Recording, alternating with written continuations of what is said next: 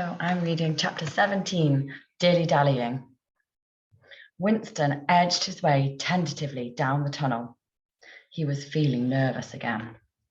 Prue had been an unlikely friend, but her company and help had been just what Winston had needed. Now he was all alone again and heading into the unknown world of the department store.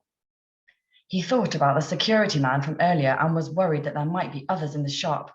Would they notice him? What would happen if they caught him? And would Father Christmas still be in the store?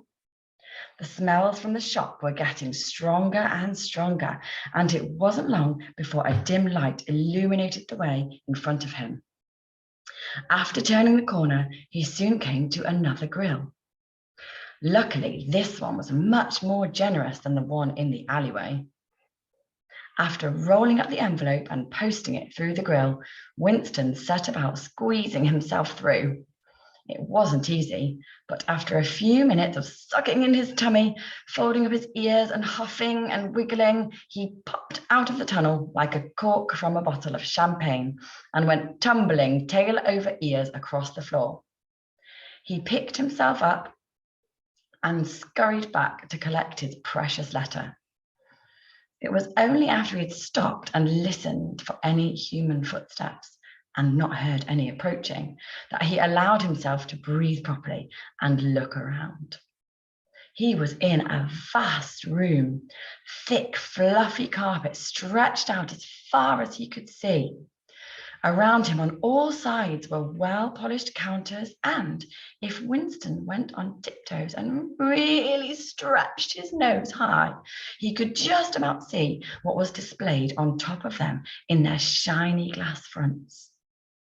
There were hats of all colours and designs, gloves of all lengths and fabrics, silky scarves and smart handbags all lined up in rows. As Winston padded along, he gazed at it all in awe. The building itself was beautiful, with carved wooden columns holding up the high vaulted ceiling. Although the main lights were off, hundreds of pretty Christmas garlands of holly with baubles, crackers, and tiny parcels nestled amongst them were strung along every surface, their fairy lights twinkling and sparkling, making the whole place look like a glittering, magical grotto.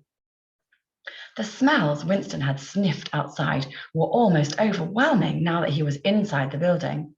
They tumbled over and around each other in his nose, and it made him feel a bit dizzy. He had to concentrate very hard to remember that Father Christmas was somewhere in the building. Winston didn't have time to be wandering about dilly-dallying. Hitching the letter securely under his arm, Winston marched off determinedly. He had absolutely no idea where he was meant to be going, but he felt that if he just kept walking, sooner or later he would find something that would tell him where he was and where he might find Father Christmas. And he was sort of right. After several minutes of walking between the display cabinets and mannequins, the room opened up into a huge atrium. Winston craned his neck and looked up and around him.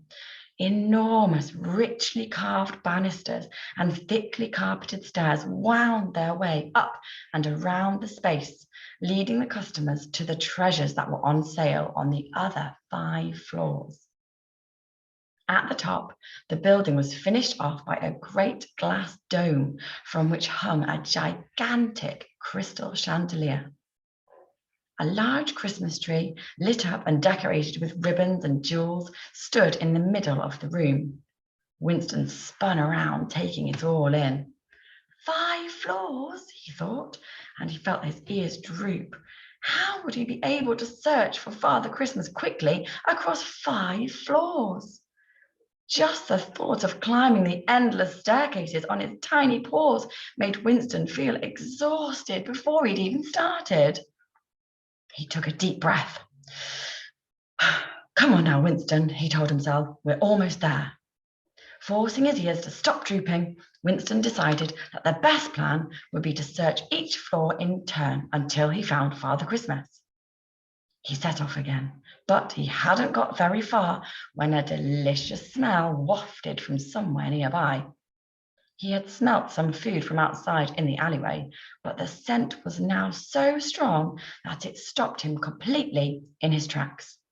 His little pink nose twitched as wafts of cookies and candy canes, pies and cheeses, fresh bread and party food all swirled around him. His stomach growled loudly like a lion. Winston's feet suddenly turned from the direction he had been traveling in and started marching him in the opposite direction towards the food. But the latter, cried Winston. It was no use protesting. His nose, tummy, and feet were now in charge, and nothing was going to stop them from finding out where it was all coming from.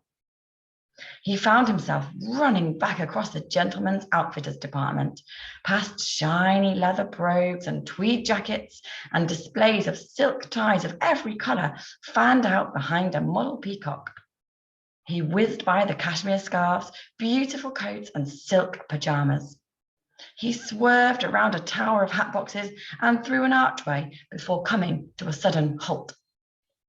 Winston blinked in wonder. He couldn't believe what he was seeing in front of him. And I will leave it to the next teacher to tell you, because that's the end of chapter 17.